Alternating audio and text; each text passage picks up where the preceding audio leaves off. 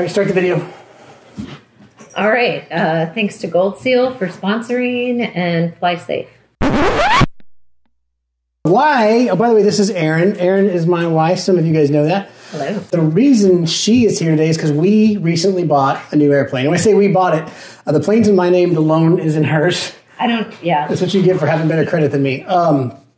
So we used to fly Grumman, and there was a point 2 years ago where you said, I don't want to fly in this plane anymore. What happened on that flight? Oh, was that when we flew to Kentucky? When I ask you what happened, you don't ask me the question back. You just answer. So I'm trying to remember. There was a flight about 2 years ago where she said, I don't want to fly any more cross-country flights in this Grumman again. Do you recall why? So we flew to Kentucky for a fly-in, which was very fun. The fly-in, not the flying there. It was very bumpy. I don't like flying over Arkansas because the Grumman... Because it was bumpy one time. So now Arkansas is just a bumpy airspace. It was bumpy twice. Okay, Arkansas is bumpy. It was bumpy twice. So we flew out there and we had to land because...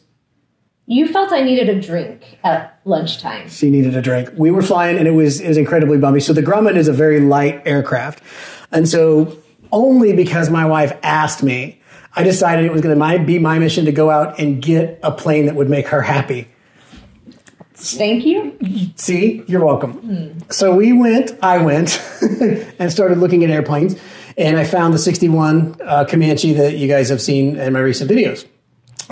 So I did the training that was required to meet insurance requirements, got a couple of solo hours, some hours with an instructor, and then what day was it? Was it Christmas Day? It was Christmas Day. Best Christmas present ever? So I wanted to go up in the new plane. Yeah, so it was cool. So we decided, I was like, I'll take you up. It's Christmas. We got a new plane. Merry Christmas to me and you. I'll take you up. So we decided to go on her first flight in the new plane. And let's just talk a little bit about that flight. So it was Christmas. We'd done our Christmas morning. He's like, I want to go up in the plane. And I said, well, we should all go, all four of us with the kids. But you hadn't gotten the headset yet for the kids. Right. So the kids did not go with us. They stayed here, and we took 2 cars up there. I was like, just take me up for 20 minutes so I can see what the plane's like, and then you can bring me back and you can continue to fly. But so so your first impressions. We got on the plane. We took off. I liked it. Very roomy, very fast. So the flight started off well. It did. That changed partway through. But the beginning, real good. So based on the first, let's say, 19 and a half minutes of the flight, you really like this plane. I did. Okay. And I was like, okay, we're going to take What happened? Do you not like the plane anymore? I have not been back in the plane since Christmas Day. And we're, January 20th. So... Yeah, we're getting close. So why don't you give these folks the play-by-play on what you experienced and what was going through your head, and then I'll tell you what really happened.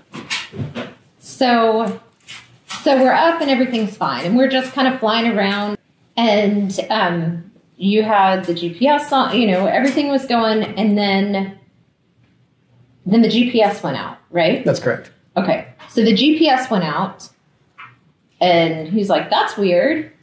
No, I was mad. Right. I thought I just bought a plane that had a bad GPS, and I was very upset. My first reaction was, I'm angry. I wasn't told this GPS was faulty, and now I'm stressed out, and so that was where my head was at that moment. So he's trying to get that back on, and I'm thinking, crap, what the hell did he just buy?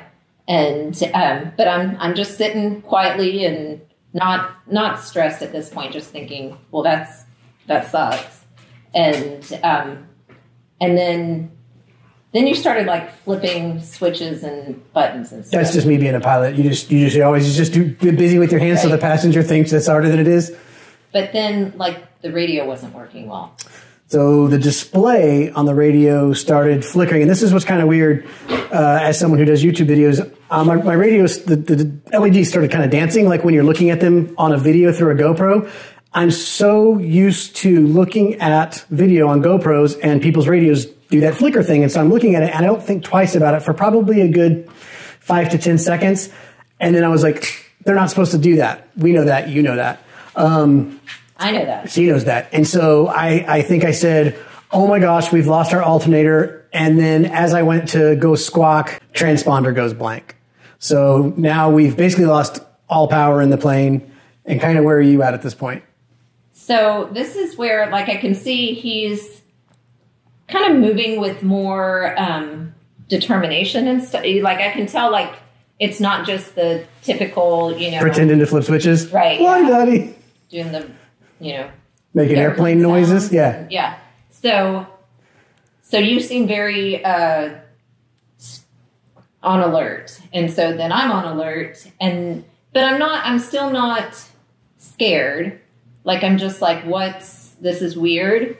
And then you turn to me, and it was a weird... It looked like this. Kind of, except I was over here. Oh, it looked like this. Camera one. So he turned to me, and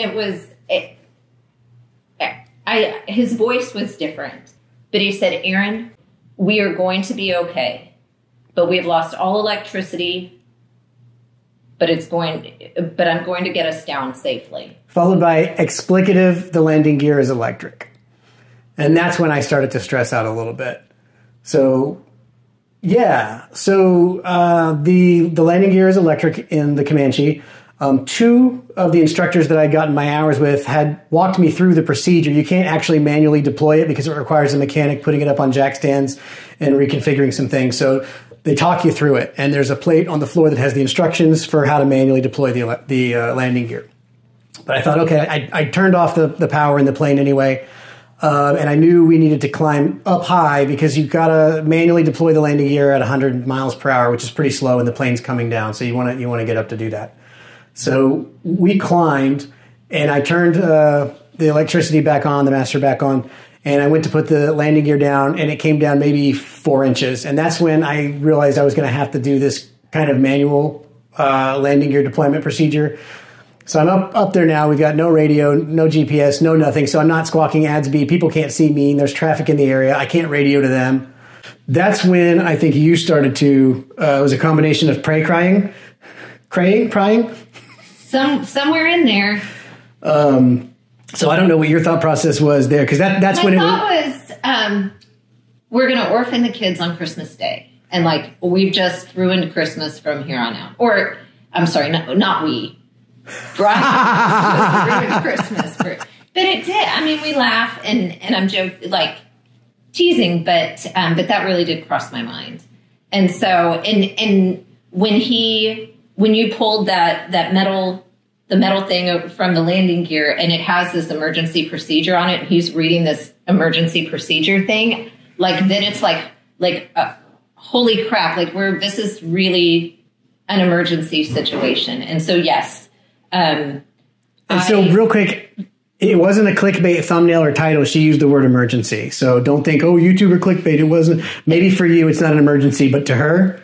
It felt like an emergency. Like that's prior to this, Arkansas was the scariest I've ever been in a plane. Because it's so bumpy. Right. Bumpy, small planes. So now he's upgraded to one that just shuts down on us. Way less bumpy, though. Was it smooth, though? It was smooth as butter. Yeah. So, yeah. And so I'm one to panic sometimes, but I knew I had to keep he had to focus, and he could not take care of me at that point, like my emotions. And so I prayed and cried very, very quietly. You could barely hear her cry or pray, but you could see both. It looked a lot like that. Yeah, it was scary. Yeah. So one thing that not that I know, or that one thing I did was give her a job. And so I knew we'd lost the electronics. We didn't have any ADS-B in or out. I couldn't talk to traffic. And so I had, prior to getting this plane, or about the time I bought this plane, the first thing I was going to do was list my Stratus 2, sell it. I don't need it anymore because the new plane's got ADS-B out. I'm keeping it as a backup now. So that's what I did. I reached in my bag. I grabbed the Stratus, I handed it to her. I said, keep this on your leg, face up. And you're looking for traffic out there. And I've got the iPad here because the traffic pattern I was going into at an uncontrolled airport, there were quite a few planes. And there's no way I'm not going to be the jerk going into this traffic pattern, not talking to anybody. And I think there were 3 or 4 planes in there. And I was like, just head on a swivel and get in there. And if people are mad, we can, explain on the ground or whatever. So you remember me handing you the Stratus and looking for traffic. How on the way back to the airport, was there ever any point where you were like, okay, this is going to be okay, or what was the thought process getting there? Well, one, like that Stratus, like might have fingerprint indentions in it. Like I was like, okay, this is my job. I've got to hold this, because he tried to set it like, is it a dash in an airplane? It's called a glare shield. Glare shield. And it was kind of sliding around. So he was like, hold this. And I was like, yes, I can do that. So I held on tight to that. I know your capabilities in emerging, just a whole emergency. Hold on to this piece of plastic. Like you could. That I can do. Anything else? Hand me a piece of paper and I'm like, I've got this. There was a point when, like, once we got low enough that I knew even if it felt like even if we crashed at that point, like we should still... It felt survivable. It's that weird thing when you're 500 feet off the ground, you're kind of like, nothing bad can happen. You're still doing 80. Just, shoulder roll out of this thing. Yeah, just tuck and roll. Right down the runway. But that, I mean, and how much time was this? Like, it felt like 20 minutes. I looked at the flight aware track, and I think the flight out was either 19 or 21 minutes before that shut off. And I think we were northwest of Denton. The plane's fast, but we climbed up, and then so this is bad piloting on my part. I was so focused on the landing gear. I'm down here trying to figure this out and read this instructions and make sure I get it right, that as I was headed south back to my airport, I did almost a full 180 in the plane, and maybe my feet were dancing on the rudder pedals or something, but I remember I was like, crap, we're going away from home. And so... What? Away from home. But so we were never in danger. Unlike the clickbait title and thumbnail, and this caption right here says. But so that was kind of disappointing in myself moment there. I'm down here dealing with the landing gear. What happens is there's a plane comes off the floor. You have to disengage this transmission connection for the landing gear, and then you've got to get below 100 miles an hour, and then you have to shove this thing forward. There's no power, so I don't get a green light on the dash telling me my landing gear is down. So at the point where she feels like everything's great, that's when I start to wonder, is it really down? Is it going to collapse when we touch the runway? And that's when I'm just kind of like in the flare going, I'm low. I know I'm low. I know I'm just waiting for metal to touch, and scrape. Well, and I was waiting for that. I was holding my breath at that point going like, what's going to touch? Is it going to feel like wheels, or is it going to... Yeah.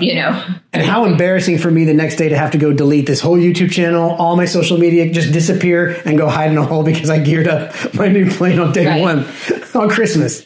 So we did land the landing gear. The manual system did do its job. I got to call both of those instructors back because both of them had said, I've never had to do it, but you need to familiarize yourself with the manual landing gear procedure. And the next day I called them. I was like, hey, I've done it. It works. And then we landed and got the plane back to the hangar. And I think there was a moment of compose ourselves. Fortunately, I found out just as a matter of kind of luck, this guy was passing by my hangar and he said, hey, I work on Comanches. Anytime I see one, I want to come check it out. And I said, well, where are you based? He said, here.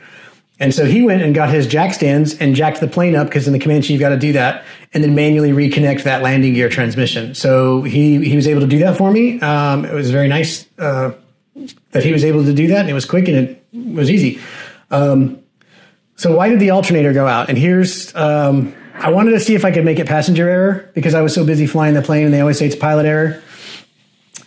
So Comanche's kind of a weird animal. Back in the day, they had generators. They didn't have alternators, and a lot of them were converted to alternators, and some of them, not all of them, got alternator field switches where you can turn the alternator on and off. I would be willing to bet 95% of the people watching this video who are pilots or fly have an alternator switch in addition to their master on their plane. My Comanche doesn't, or didn't seem like it did. While we were up there without power trying to figure out the landing gear thing, I was looking for an alternator switch. I'm like, this, maybe it died, but maybe I forgot something. Maybe I missed something. I grabbed a checklist, every single page, nothing about an alternator. There was a second checklist because he flew with two of them. I don't know why. I went through that one. I didn't see anything about alternator, a switch on the panel. And so, or the checklist. Now I'm scanning the whole panel looking for every switch. There's a nav light, there's a landing light, there's the rotating beacon, there's everything. I don't see anything that says alternator switch. And so obviously my plane doesn't have one. It's not completely out of the norm for a plane not to have one. She goes home. I'm at the hangar just looking at the plane, and I'm like, you know, I got to get a new alternator. I'm kind of on my phone trying to figure out what they cost. Everything's expensive. And I go do one more thing. For whatever reason, I go and lay on my back under the pilot seat, and there's all the circuit breakers in my plane, for whatever reason, are on the bottom of the panel. And right in the middle of those circuit breakers is this little toggle switch. And as part of, not really the pre-flight, but before I'm taking off, run my hand across the circuit breakers and make sure that none of them have popped. Sure enough, ran my hand across the circuit breakers and hit that toggle switch. So I turned the alternator off is what I did. So that's why we got about 19, 20 minutes of flight. My fault. I own it. There was nothing to tell me about it. The owner, I called him and I was like, hey man, so this happened. And he said, shoot, I should have told you. He goes, yeah, that thing's under there. It's not in a good spot.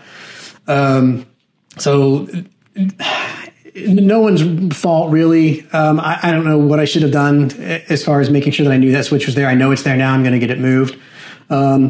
Here's another thing. Some of you are probably screaming in the comments, did you not have an amp meter that you could see dying? Yeah, it's way over here. I've got a habit of not looking at them. It's just a bad habit that I've broken.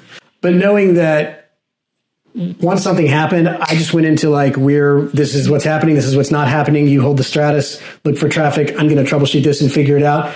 Obviously, I told you I 180'd in a direction, got a little loosey-goosey there. But just knowing when something happens, I'm not going to throw my hands in the air and be like, oh my gosh, because some people do have that reaction. It was very good for me to know that in this instance, at least I didn't have that reaction. I got to work. And so I'm comforted knowing that, okay, I'm going to do what I think are the right things very intently, or, you know, however you said it earlier, determined, you know, to get it down or whatever. And so it was nice to just know like, okay, in this situation, I'm going to do what I believe is the right thing. I'm not going to panic. So that was probably my biggest takeaway too, because, and I'm not blowing smoke. And I said this to our parents and stuff, like he really did. Like he was totally, from what I saw, totally calm, totally businesslike, and wasn't, like, I think that helped keep me as calm as I was, because you weren't freaking out. And, you know, and so that was really good to me, because that's exactly right. Like, I feel like we never know until we're in the situation how we're going to react to it. And so that made me more comfortable, whether you're flying by yourself or whether we're with you, that if something happens, you'll handle it well. And not going to just bail out of a plane because you don't do that. No one does that. Yeah. Who does that? No, I don't know. I bought the plane with the door way over there also so I don't get sucked right out. Oh, yeah. So, yeah, that's your side. Keep your seatbelt on. Well, I got my fire extinguishers ready. So that's the story. That's our first flight together in the new plane. So that's the end of the video. How do we want to close it out? How do you close out a YouTube video? Check your alternator switches. Keep them on. It's like and subscribe. Like and subscribe. Thank our Patreons. Thank you to are they our Patreons? I don't see that many. So I don't have a quip ready. Yeah. Well, yes, there are. One of them's yours. Oh, okay. Well, thank you to my Patreon. Thanks to Gold Seal for sponsoring the video. Started with that. Can we say it again? Why not? I don't always watch your videos all the way through. Get out of here. Then we're done. Click this link to see the most recent video upload. Click this link to see a video that YouTube thinks you might like. Click this link to subscribe to my channel.